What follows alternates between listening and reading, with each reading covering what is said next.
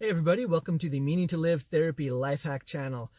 I want to jump right into it because I don't have a lot of time and I have a lot to say. Last time on the last video we left with how to recognize if you're giving away your power. So this time we're going to talk about how to keep the power, things you can do just to continue to feel positive and not put a lot of negative emotion on outside external things.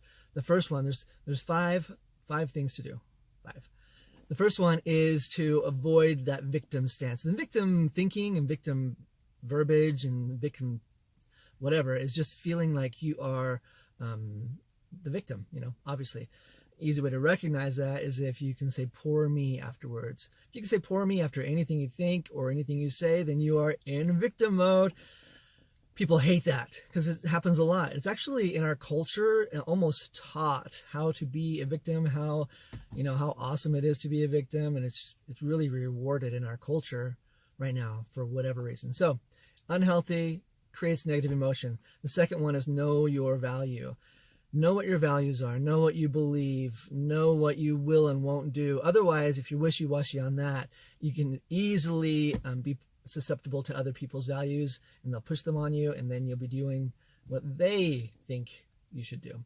The third one is accountability, and this is the missing piece a lot of the times when it comes to feeling good about life or what's going on, is just figuring out that, oh, I'm responsible for this, or where's my accountability in this? Because there's always us. We are the ones that are basically in charge. We can figure out how we are accountable in this, then we are going to feel a lot less victim-y.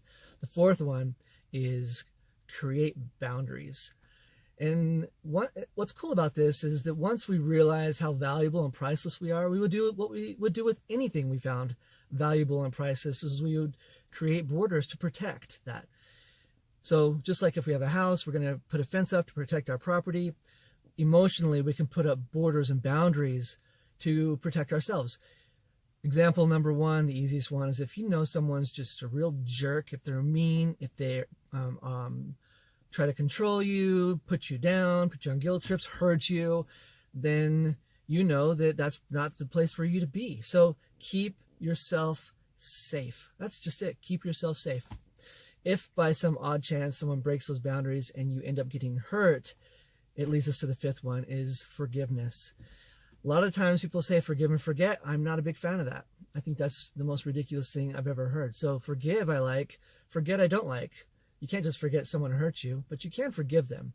We'll talk more about that later, but I'm winding down to my time. So to go over it quickly, don't be the victim, or recognize and avoid victim stance.